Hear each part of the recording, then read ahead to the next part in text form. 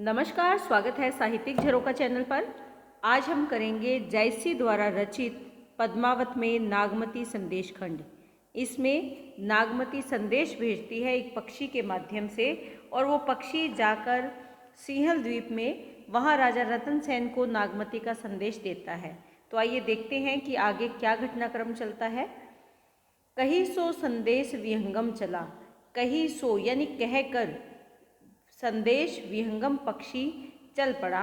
आगी लाई संग्रीव सिंगला, और आगी लाई और आग लगाकर पक्षी द्वारा दिए गए संदेश का क्या प्रभाव पड़ा कि सिंगला यानी सिंहल द्वीप, सगरीव सारी जगह आग लग गई कि सिंहल द्वीप भी उस विरह के संदेश के कारण अग्नि से जलने लगा या विरह अग्नि में तपने लगा। और ये संदेश किसका था?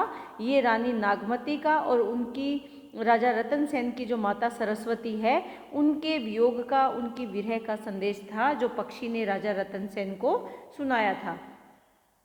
घरी एक राजे गोहरावा, भा अलोप पुनि दृष्टि ने आवा। जो राजा रतन सेन है वो घड़ी एक यानी एक पल के लिए, एक घड़ी तक राजे गोहरावा, गोहरावा से मतलब क्या है? पुकारना, आवाज़ लगाना, कि राजा उसे पुकारता रहा। भा अलोप, लेकिन वो अलोप हो गया, दिखाई देना बंद हो गया, विलुप्त हो गया। पुनः दोबारा दृष्टि ने आवा, दोबारा से दृष्टि में नहीं आया, अर्थात वो दोबारा से राजा को दिखाई नहीं दिया। पंखी नाऊ ने देखो पांखी, राजा रोई फिरा कै साखी। उड़ जाने के पश्चात पंखी नाव, उसका नाम न देखो पांखी, कि उसका नामो निशान भी न रहा, और ना ही नहीं देखो देखा पांखी पंखों को, कि ना तो पक्षी दिखाई दिया और ना ही कहीं उसके पंखों का नामो निशान भी दिखाई नहीं दिया।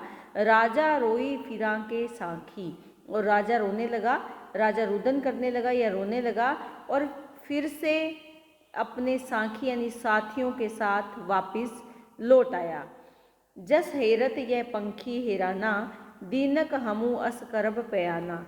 और उस घटनाक्रम से राजा रतन सेन क्या सोचने लगा कि जैसे ये जो पक्षी है ये देखते ही देखते क्या हो गया, छिप गया है। हेराना यानी छिपना, खो जाना, कि देखते ही देखते जैसे ये पक्षी खो गया है। दिनक हमहू, एक दिन मैं भी ऐसे ही करब पयाना, यहाँ से पलायन कर जाऊंगा, गमन कर जाऊंगा। यहाँ पर उसके मन में विरक्ति का भाव आ गया है राजा रतन सेन के मन में, कि मैं भी संसार से एक दिन ऐसे ही चला जाऊंगा जैसे मेरी आंखों के सामने से ये पक्षी चला गया है। जो लगी प्राण पिंड एक ठाऊं, एक बेर चितौरगढ़ जाऊं। तो अब वो क्या कहता है कि जब तक, जो लगी जब तक मेरे प्राण पिंड यानी शरीर में, ठाऊं स्थापित है या स्थिर है, कि जब तक इस शरीर में प्राण है एक बार चित्तौड़गढ़ में अवश्य जाऊंगा। क्योंकि पक्षी के द्वारा जो संदेश दिया गया उससे राजा रतन सेन के मन में फिर से चित्तौड़गढ़ की स्मृति लौट आई और वो वहाँ पर जाने के लिए उतावला हो उठा, या उसके मन में वहाँ पर जाने का भाव आया कि मैं चित्तौड़ अवश्य ही जाऊंगा। आवा भंवर मंदिर जह केवा, जीव साथ ले गऊ परेवा। यहाँ पर वो क्या कहता है कि ये विचार जब उसके मन में आया तो आवा भ्रमर, आया भ्रमर रूपी जो राजा रतन सेन है, मंदिर यानी महल जह केवा, उसके मन में ये विचार आया। किसके मन में? भ्रमर रूपी राजा रतन सेन के मन में ये विचार आया कि उस महल में जाऊं, जीव साथ ले गेऊं परेवा। लेकिन क्योंकि उसके जो प्राण हैं वो कहाँ चले गए हैं? वो महल में चले गए हैं। कौन से महल में? जो चित्तौड़ का महल है वहाँ चले गए, क्योंकि वो उसके बारे में सोच रहा है। जीव यानी प्राण, साथ ले गेऊ परेवा, लेकिन उसके जो प्राण है वो साथ लेकर चला गया। कौन चला गया?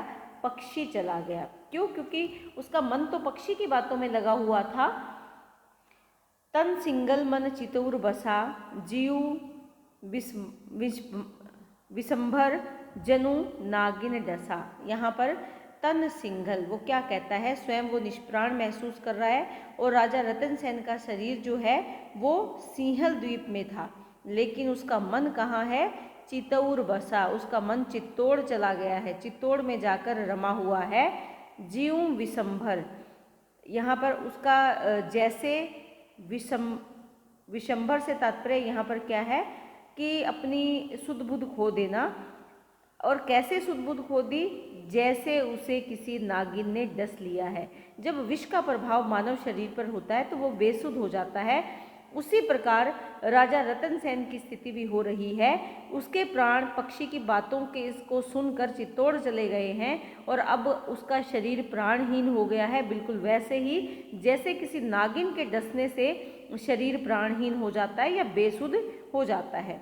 जेती नारी हंसी पूछे, अमीय वचन जिमिनिंत, रस उतरा सो चढ़ा विख, आ ओही चिंत न मिंत। यहाँ पर कवि क्या कहता है कि महल में वह नारी, नारी कौन है, पद्मावती, रतन सेन से हंसी पूछे, हंसकर पूछती है अमीय अमृत के समान जो वचनों को, लेकिन यहाँ पर उसका प्रभाव विपरीत पड़ रहा है। रस उतरा सो चढ़ा विष, लेकिन उसके मन पर रस का प्रभाव उतर गया है, कम हो गया है और विष का प्रभाव बढ़ता ही जा रहा है। आ ओही चिंतन मिंत, यहाँ पर वो क्या कहते हैं कि अब पद्मावती न तो उसके चित्त और पर छाई हुई है और न ही उसके मन में रमी हुई है। क्यों नहीं रमी हुई, क्योंकि अब उसे चित्तौड़ के बारे में जो वीरावस्था का वर्णन पक्षी ने किया, उससे राजा व्याकुल हो उठा है। उसे अपनी पत्नी और अपनी माता की विरह की जो अवस्था है वो उसे स्मरण हो रही है या उसकी बारे में उसे पता चल गया है। तो ऐसे में रानी पद्मावती के साथ उसका मन नहीं लग रहा। नागमती जो चित्तौड़ में उसकी रानी है, उसकी स्मृति उसे बार बार याद आ रही है या उसका मन वहाँ पर चला गया है।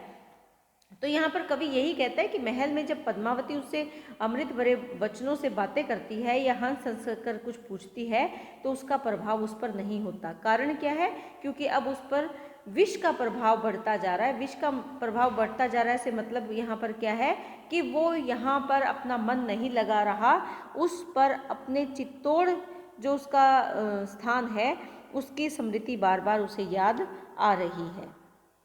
यहाँ पर अगर विशेष की बात करें तो कवि ने रतन सेन की चित्तौड़गढ़ जाने की जो उसकी उत्तेजना है उसको यहाँ पर अभिव्यक्त किया है। इसके साथ साथ अनुप्रास अलंकार को अगर देखें तो यहाँ पर देखिए स वर्ण आ रहा है, यहाँ र वर्ण आ रहा है, यहाँ प वर्ण है, तो यहाँ पर कौन सा अलंकार आएगा, यहाँ पर अनुप्रास अलंकार आएगा। रूपक अलंकार की अगर बात करें तो यहाँ इस पंक्ति में आवा भंवर मंदिर जह केवा कि आया भंवर, भंवर कौन है, राजा रतन सेन, उस मंदिर या उस महल में जहाँ पर केवा यानी कमल खिला हुआ है। कमल कौन है, यहाँ पर रानी पद्मावती है और भ्रमर कौन है, राजा रतन सेन है। तो यहाँ पर कौन सा अलंकार आएगा, यहाँ पर रूपक अलंकार की सुंदर छटा है। इसके साथ साथ जहाँ पर जनु शब्द का प्रयोग हुआ है, अगर हम देखें तो जैसे यहाँ जैसे हेरत ये पंखी हेराना, ये जो पंक्तियाँ यहाँ पर आई है तो यहाँ पर अगर हम अलंकार की बात करें तो यहाँ उत्प्रेक्षा अलंकार देखा जा सकता है। पूरे पद में प्रसाद गुण है, अवधि भाषा है। इसके साथ साथ अगर हम देखें तो यहाँ पर प्रथम 7 पंक्तियों में चौपाई और अंतिम 2 पंक्तियों में दोहा छंद भी है। अमीय वचन जिमि निंत, जेती नारी हंसी पूछे, अमीय वचन जिमि निंत, यहाँ पर विरोधाभास आ रहा है। वो अमृत के समान हंसकर पूछ रही है लेकिन राजा के मन में विष उत्पन्न हो रहा है। जबकि प्रेम से वचन जब पूछे जाते हैं या प्रेम अमृत के समान मीठे वचनों को सुनकर मन में प्रेम का भाव उत्पन्न होता है, लेकिन जो राजा है उसके मन में कैसा भाव आ रहा है, राजा के मन में विरोध का या विष का भाव उत्पन्न हो रहा है। तो यहाँ पर विरोधाभास अलंकार देखा जा सकता है। बरसी एक ते ही सिंगल रहे, भोग बेरास कीने जस चहे। बरसी एक यानी 1 वर्ष 1 साल ते ही वहाँ पर सिंगल रहे। कौन रहा, राजा। राजा कौन है, रतन सेन। कहाँ का राजा है, चित्तौड़ का राजा है। राजा रतन सेन की जो रानी है वो नागमती है और जो प्रेमिका है वो पद्मावती है, जिससे बाद में वो विवाह करता है। तो यहाँ पर कवि क्या कहता है कि रतन सेन सिंहल द्वीप में कहाँ रहा, पूरे 1 वर्ष तक रहा और उसने वहाँ पर भोग विलास कीने, जस चहे, जैसा चाहा वैसा भोग विलास उसने वहाँ पर किया। भा उदास जीव सुना संदेशु, लेकिन हो गया उदास। कब हो गया? जब उसने सुना संदेश। संदेश कौन लेकर आया था? पक्षी लेकर आया था। तब राजा का मन उदास हो गया। संवरी चला मन चित्तौर देशु, संवरी यानी याद करके उसका मन कहाँ पर चला गया? चित्तौड़ देश में उसका मन चला गया, क्योंकि चित्तौड़ देश उसको स्मरण हो आया। कमल उदासी देखा भंवरा, कमल रूपी कौन है यहाँ पर? पद्मावती है। उसने जब भ्रमर रूपी रतन सेन को उदास देखा तो वो क्या समझ गई? स्थिर न रहे मालती मन संवरा, कि अब ये स्थिर नहीं रहेगा, यानी अब ये भंवरा यहाँ पर नहीं रहेगा। किस पर नहीं रहेगा? कमल रूपी जो पद्मावती है उस फूल का मोह अब उसको नहीं है, बल्कि किसका मोह है? मालती मन संवरा, कि अब उसे मालती जो पुष्प है उसकी याद हो आई है। मालती यहाँ पर कौन है? मालती रूपी कौन है? रानी नागमती है, जो राजा रतन सेन की पत्नी है। चित्तौड़ की रानी नागमती की अब उसे याद आ गई है और उसका किसके साथ यहाँ पर तुलना की है? उसको मालती पुष्प के रूप में यहाँ पर माना है। रूपक अलंकार है। जोगी ओ मन पोन परावा, तो यहाँ पर रानी जो पद्मावती है वो क्या सोचती है कि जो भी योगी है, मन है और पवन है, योगी मन या पवन ये यहाँ पर नहीं रहते। कहाँ पर नहीं रहते? परावा यानी पक्षी, पोन यानी पवन, मन की चंचलता। तो वो ये कह रही, यहाँ पर कह रही है, वो ये समझ रही है बात कि योगी, पवन, भंवरे, पक्षी ये ऐसे जीव हैं जो एक स्थान पर नहीं रहते। कत ये रहें जो चित ऊंचावा, ऊंचावा यानी उचट जाने पर। कत ये रहें, कब रहेंगे? जब इनका मन यहाँ से उचाट हो जाता है, कि जब इनका मन एक स्थान पर उचाट हो जाता है, अस्थिर हो जाता है, तब वो स्थान को छोड़ देते हैं। जो जिए काड़ी देह इन्हें कोई, जोगी भंवर न आपन होई। जो जिए यानी हृदय, काड़ी निकाल कर दे दो इन्हें कोई भी, चाहे कोई इन्हें अपना मन निकाल कर ही क्यों ना दे दो, हृदय निकाल कर ही क्यों ना दे दो, योगी भंवरा कभी अपना नहीं हो सकता। अर्थात ये कभी भी प्रेम नहीं कर सकते, एक स्थान पर नहीं रुक सकते, जीवन भर साथ नहीं दे सकते। तजा कवल मालती ही घाली, कि अब भ्रमर रूपी जो राजा रतन सेन है उसने कंवल यानी पद्मावती को त्याग दिया है, मालती अर्थात नागमती को अपने हृदय में स्मरण कर लिया है, हृदय में रख लिया है या उसकी याद को धारण कर लिया है। अब कत थिर आछे अली आली, कि अब कब स्थिर रहे। यहाँ पर कहने का भाव क्या है कि अब जो भ्रमर रूपी राजा रतन सेन है ये यहाँ कैसे स्थिर रह सकता है। अली हे सखी, अब ये यहाँ पर स्थिर नहीं रह सकता। स्थिर यानी स्थिर। गंधर्व सेन आए सुनी बारा, जो राजा गंधर्व है उनको जब सुना, क्या सुना, किसके बारे में? राजा रतन सेन की उदासी का समाचार मिला तो वो वहाँ पर आए। कस जीव भऊ उदास तुम्हारा, और गंधर्व सेन राजा ने आकर क्या कहा कि कैसे तुम्हारा जिया या तुम्हारा हृदय उदास हो गया है, कि तुम्हारी उदासी का कारण क्या है। ये कौन पूछता है? राजा गंधर्व सेन वहाँ पर पूछते हैं। मैं तुम्हें जीव लावा दे नैनन में बास, कि मैंने तुम्हें अपने हृदय से लगाया और अपनी आँखों में बसा लिया। अर्थात मैंने तुम्हारे प्रति अपना समर्पण भाव अभिव्यक्त किया है, तुम्हें अपने मैंने तुम्हें अपना मन समर्पित किया है और अपनी आँखों में तुम्हें बसाया है। अर्थात तुम्हारा पूर्ण रूप से आदर सत्कार मैंने किया है। जो तुम्हें हो उदासी तो ये काकर कबिलास, काकर यानी किसका, कि जो तुम उदास हो गए हो। तो वो यहाँ पर कहते हैं कि फिर भी तुम अगर उदास हो तो यह सब किस लिए? कविलास यानी स्वर्ग, जहाँ पर विलास किया जाए, जहाँ पर सुख सुविधा हो।